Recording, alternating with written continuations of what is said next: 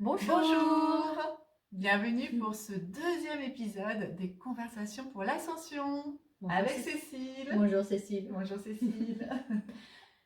Contente de vous retrouver. Oui, alors dans le premier épisode, nous avions abordé la définition de l'ascension, parce que finalement c'est très vaste, l'ascension. C'est très vaste et on va l'aborder au fur et à mesure tout au long des différents sujets et ça va nous aider à mieux comprendre ce qu'est l'ascension. C'est ça, nous allons pouvoir enrichir cette définition. Oui. Et aujourd'hui, nous voulions vous parler d'énergie, de vibration et de fréquence. Un grand sujet aussi et très important.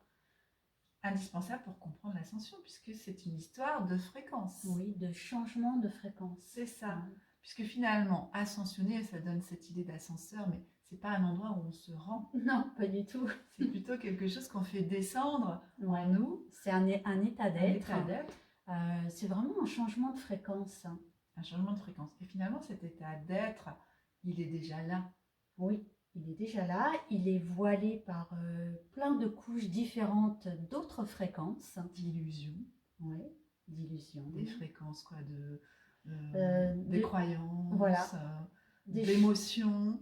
D'émotions, des choses qu'on nous a dites et qu'on a acceptées, qu'on a laissé rentrer dans soi. C'est peut-être pour ça qu'on parle de ces fameux voiles. Vous avez peut-être entendu cette expression de parler des voiles de l'illusion.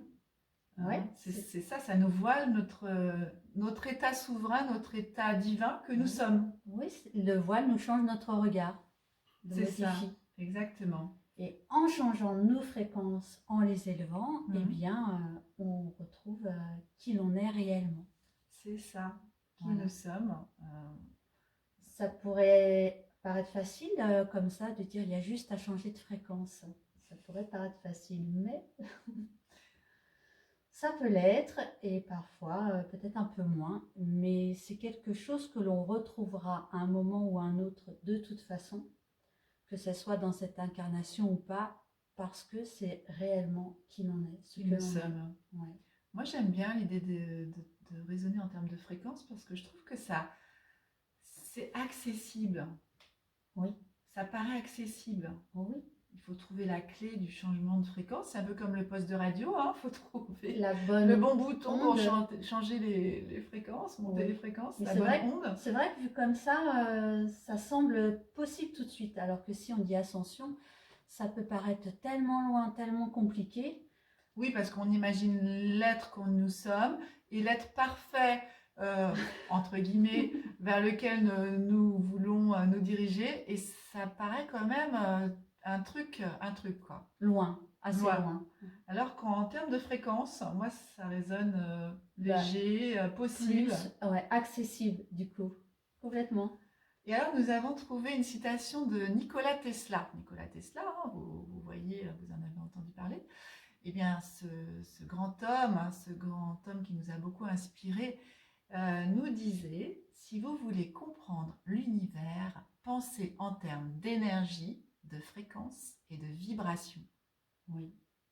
Et en pensant comme ça, en raisonnant de cette façon-là, ça va nous aider aussi beaucoup à comprendre qui l'on est réellement.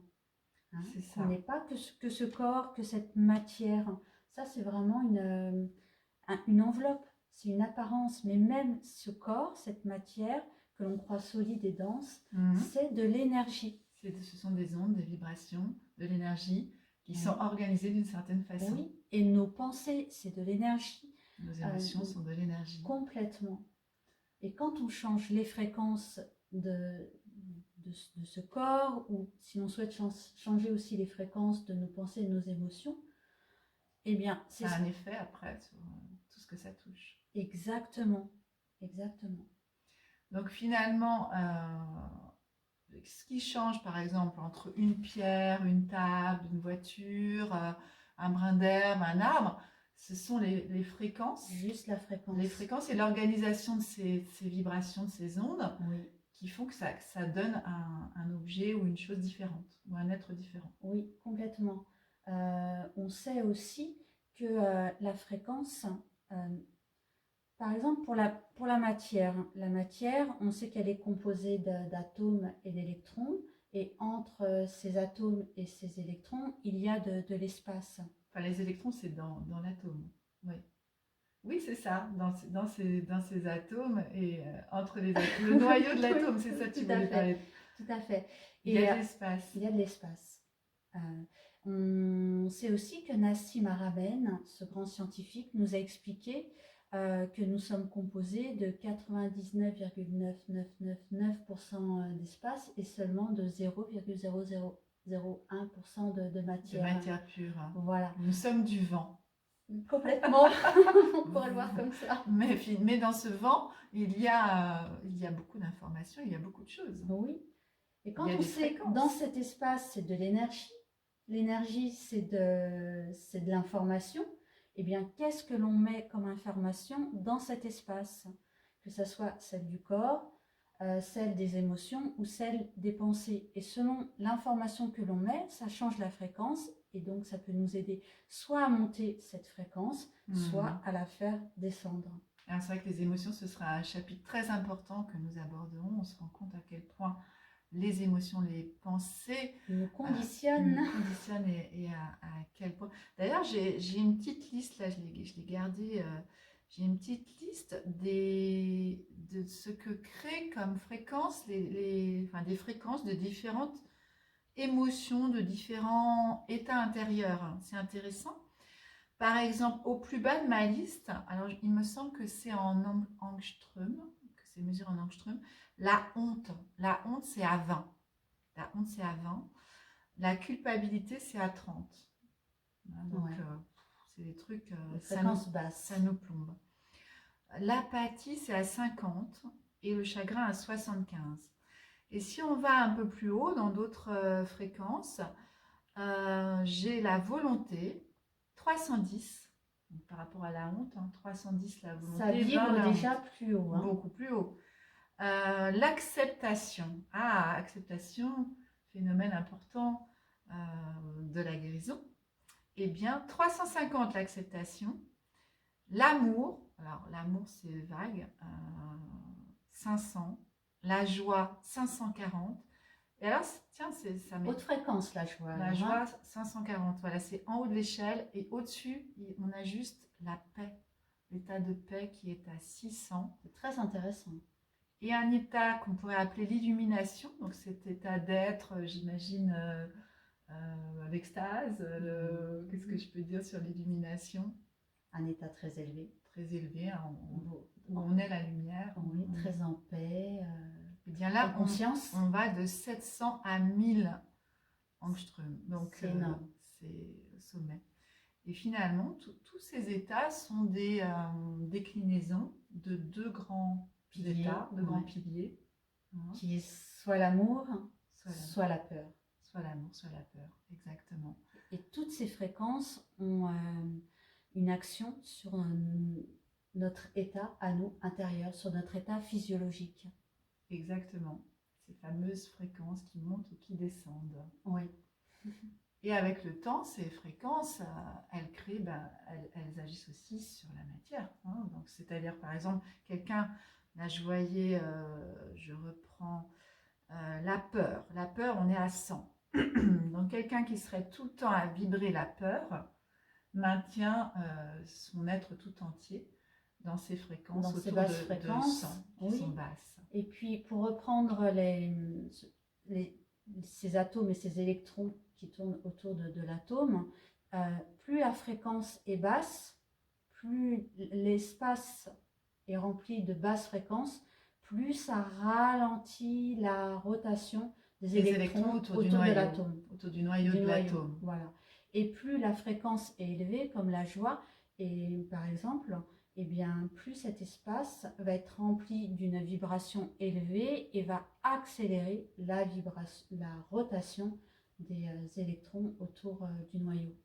Tout à fait, tout à fait. Et c'est vrai que pour reparler de ce taux vibratoire, on peut mesurer nos fréquences, les nôtres, celles d'un lieu, celles de tout en fait. Ça se mesure et on parle alors de taux vibratoire. Eh bien, c'est ça, c'est ce que tu expliquais. Qu'est-ce que c'est le taux vibratoire?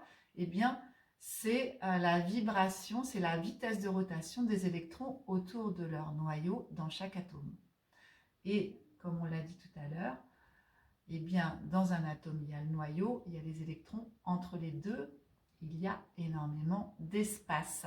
On nous dit que si on ramène la taille du noyau de l'atome à un ballon de foot, effectivement, on sait que c'est beaucoup plus petit, mais voilà, pour le symboliser, on prend le noyau de l'atome, c'est un ballon de foot. Le premier électron serait à la distance d'un stade de foot. Donc ça nous donne une idée de tout cet espace, de tout ce vide qui n'est pas du vide. C'est énorme. C'est énorme, voilà. Et tout cet espace, ce terrain de foot là, eh bien, il est plein d'informations en fait. Voilà, et finalement, donc, c'est ce que tu décrivais, plus les électrons vont graviter de façon rapide autour de leur noyau central, plus eh bien, le taux vibratoire va être élevé, et puis on va éliminer toutes ces informations qui peuvent venir plomber, faire baisser, polluer et faire baisser les fréquences. Voilà, toutes ces informations finalement de basse fréquence. Exactement. C'est comme ça donc du coup on peut tout faire. C'est-à-dire que même s'il y a beaucoup de pollution dans notre monde, nous sommes capables de les évacuer, de les éliminer. Complètement. De les transformer. On est des grands magiciens et on ne le sait même pas. C'est ça. Nous sommes de grands magiciens qui s'ignorent. C'est génial. Illimité. Et je voyais là sur ma petite liste, donc l'amour, ça vibre à 500. Hein, la peur à 100, l'amour à 500. Donc on n'est plus du tout dans les mêmes fréquences. Dans les mêmes fréquences. Et si on n'est pas dans les mêmes fréquences, forcément, l'information est complètement différente aussi. Exactement. Et ça me fait penser que ce que nous vivons collectivement en ce moment, c'est une grande initiation.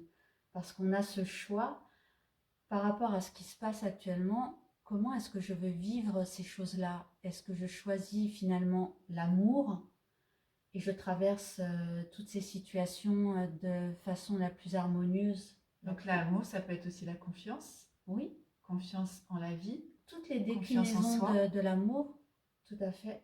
La paix, la sérénité, cette assurance que tout va bien. C'est ça, puis en fait, en ce moment, on nous fait peur en fait tout le temps. Hein. Si on écoute un petit peu le temps. La fréquence qui veut dominer dans les ondes de télévision, des radios, ce que véhiculent du coup les personnes aussi en rapportant toutes ces informations par rapport à ce que nous avons vécu avec ce grand scénario du virus, là, du coco. Tout à fait, complètement. C'est vraiment cette nourriture, hein, j'ai envie de dire, une nourriture qu'on nous a donnée, que cette fréquence-là. On nous a rempli de ça. Enfin, on nous a donné, pour ceux qui ont bien voulu l'accepter. Voilà. Je sais que nous, par exemple, ça ne nous a jamais parlé et on n'a pas accepté ça en soi. Donc, on a aussi toujours ce choix. Qu'est-ce qu'on laisse rentrer en soi? Qu'est-ce qu'on accepte en soi? Et à travers tout ça, nous sommes confrontés à nos peurs. Hein. C'est-à-dire que nous pouvons aussi prendre conscience de ce qui nous fait peur et l'affronter. C'est aussi ça, élever ses fréquences, c'est repérer nos peurs, les affronter et les confronter et passer au-dessus, transformer tout ça. Les transformer, s'en libérer. J'ai vu récemment une très belle émission sur les Égyptiens qui s'appelle La révélation des pyramides. Et à un moment, on nous rappelle que les Égyptiens vivaient certaines initiations. Alors, je ne sais pas si c'était tous les Égyptiens ou certaines castes, j'en sais rien. Mais en tout cas, il y avait des initiations pour grandir personnellement, pour grandir spirituellement. Et justement, le moyen était de confronter ces peurs. Et je me souviens d'un lieu qui était montré dans l'émission où on faisait croire à l'initié et on le faisait rentrer dans une espèce de... c'est pas un tunnel, mais c'était une espèce de fosse avec plein d'eau dedans. Et à un moment donné, il se retrouvait face à un énorme crocodile. D'accord, oui, je comprends la peur. Donc la peur. Et il devait trouver l'issue, etc. Ce qu'on ne lui avait pas dit, c'est que ce crocodile avait été gavé pour ne pas avoir faim. Mais ça, il ne le savait pas. Et donc, l'idée de cette Initiation. voilà, c'était qu'il confronte sa peur. Et ceux qui perdaient leurs moyens ne trouvaient jamais la sortie, alors que ceux qui arrivaient à rester calmes et garder leur confiance et leur conscience trouvaient la sortie. Ça veut dire qu'ils gardaient l'esprit clair alors. Ils gardaient l'esprit clair, ils trouvaient la sortie. Et alors que celui qui était tétanisé par cet énorme crocodile, évidemment, perdait tous ses moyens et ne trouvait pas la sortie. Bon, apparemment, il le ressortait avant qu'il soit complètement envahi. Mais il avait perdu, entre guillemets, il avait raté son initiation et il devrait la recommencer. Et ce que nous vivons à l'échelle planétaire, finalement, puisque cette histoire de virus, ça a confronté tout le monde, ça nous a confrontés à quoi? À la peur finalement de mourir, hein, la peur d'être malade, la peur de mourir, et tout le monde réagit différemment à ça. Oui, complètement. C'est pour ça qu'on a le choix soit de traverser les choses dans l'amour et toutes ses déclinaisons, soit dans la peur et aussi avec toutes ses déclinaisons. D'ailleurs, ce que tu dis, Cécile, par rapport à ces initiations que les gens passaient comme ça il y a très longtemps, nous, dans notre civilisation actuelle, on les a perdues un peu, ces initiations. C'est vrai. Et alors, est-ce que finalement, on ne pourrait pas dire que ce que l'on traverse en ce moment, ça ne serait pas une grande initiation? C'est ça. Pour rattraper toutes celles qu'on ne vit plus. Oui, et qui nous ferait choisir justement de quelle façon on veut vivre les choses. Est-ce que je prends le chemin, celui de l'amour ou celui de la peur? On a vu, des personnes sont prêtes à tout pour sauver finalement le corps. Donc, c'est-à-dire qu'elles ne sont donc elles s'identifient au corps. On a vu ces injections qu'on ne connaît pas, mais c'est pas grave, on nous dit de le faire, on le fait. Donc, pour sauver la vie du corps, on est prêt à tout. D'autres personnes, au contraire, l'ont refusé. Oui. D'autres personnes sont conscientes finalement qu'elles sont plus que le corps et qu'elles sont immortelles. Hein, oui. Si on se réveille tous les matins en se disant je suis un être immortel, ce que nous sommes, ça change déjà beaucoup la donne et les peurs, je pense, sont beaucoup moins importantes. Bah oui, ça change tout le sens de la vie. Et ce qui est amusant, c'est que tout de suite derrière cette grande initiation créée par le grand scénario Covid, juste derrière, on nous met une guerre ou une menace de guerre. Pour certains, c'est une guerre, pour d'autres, c'est une menace.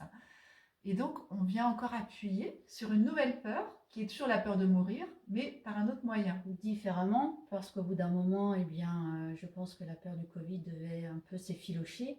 Donc, pour nous maintenir dans ces fréquences, comme tu dis, on nous remet encore de l'information de la peur autrement. Mais comme c'est un peu nouveau, de nouveau, ça vibre fort en soi. Et cette information est très présente.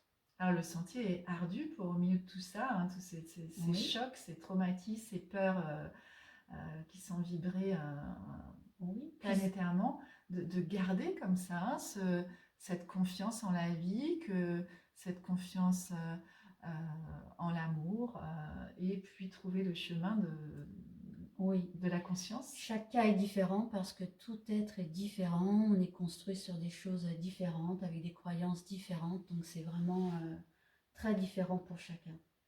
Mais finalement, à travers ce que nous disons là, en termes d'ascension, c'est presque un cadeau, ces épreuves-là. On peut le voir comme ça. C'est un réel cadeau et on peut emmener aussi beaucoup de personnes autour de soi dans ce chemin de par notre exemple. Donc c'est vraiment un réel cadeau, vraiment. Ce serait ça finalement, c'est être dans la confiance absolue, peu importe ce qui se passe autour. C'est ça. Ce que ça veut dire aussi, c'est que quoi qu'il se passe, ces hautes fréquences, elles sont toujours là, tout le temps. C'est ça. Même s'il y a des couches de basse fréquence dessus, ces hautes fréquences, elles sont toujours là. Nous sommes et accessibles. Oui, et d'ailleurs, avant de commencer, on s'était dit que ce serait pas mal de rappeler que cet état d'être, on parle souvent de revenir à un être souverain, l'être souverain que nous sommes. Donc, il s'agit de se remémorer qui nous sommes. Oui. Oui, Parce que nous le sommes de toute nous façon. Nous sommes sommes cet être qu'on peut dire divin, qu'on peut dire divin, souverain, ouais. Ça, parfait. Nous sommes cette perfection, cette perfection de vie. ça a toujours été là, ça ne nous a jamais quittés, ça ne nous quittera jamais parce que c'est notre essence, c'est ce que l'on est. C'est C'est vrai. ça. Donc il s'agit de se souvenir. On a été conditionné pour l'oublier de par beaucoup de choses, hein, la vie, notre éducation, toutes les informations qu'on nous donne, mais c'est toujours là. Donc comme tu dis Cécile, il y a juste à faire remonter toutes ces connaissances à la surface, à s'en souvenir. C'est ça. Et rien que par l'intention de le vouloir, c'est de l'énergie, ça met une action en route et qui va faire venir toutes ces choses-là, qui va faire qu'on va se souvenir de qui l'on est réellement. Exactement. C'est formidable. Donc cet état d'être, ascensionner finalement, c'est être dans l'amour tout le temps. Oui. Nous parlerons prochainement plus précisément de cette troisième dimension d'où nous partons et cette cinquième dimension vers laquelle nous allons. Et finalement, pourquoi aussi c'est difficile, peut-être que certains êtres qui dominent dans cette troisième dimension n'ont pas intérêt à ce que nous devenions des êtres conscients, libres. Non, ça, ils veulent pas. Hein. Ils veulent garder leur pouvoir. Ils veulent garder leur pouvoir. Complètement. Ils veulent garder. Eux aussi sont certainement dans des croyances erronées et pensent que en nous maintenant dans des basses fréquences, en nous maintenant esclaves, leur vie est mieux à eux. Ouais, c'est leur croyance, c'est leur, expérience. En tout cas, ils ont ce désir de nous maintenir dans les basses fréquences et tout est permis pour émaner de la peur, de la peur, de la peur et nous plomber. C'est ça. Donc finalement, c'est un challenge, cette ascension. Ouais, un grand challenge, mais qui est réellement accessible. C'est juste un changement de fréquence. C'est ça, changement de fréquence, la fréquence de l'amour. Ça, c'est le bon choix. C'est le bon choix. Alors voilà ce que nous vous proposons au fur et à mesure de ces conversations, c'est ensemble nous soutenir mutuellement pour maintenir ces fréquences de l'amour et pour y être, peut-être qu'au début on y est à 10% du temps, 20%, 50%, 100%, et puis un jour ce sera 100% du temps. En permanence. En permanence. Ouais. C'est ça aussi l'ascension. C'est ça l'ascension, exactement. Merci à vous d'avoir passé ce moment avec nous. Merci pour votre temps, merci. Votre écoute, vos partages. Et puis, nous continuerons. Oui, à la semaine prochaine. À la semaine prochaine. Portez-vous bien. Pour une nouvelle conversation. Bye bye. Bye.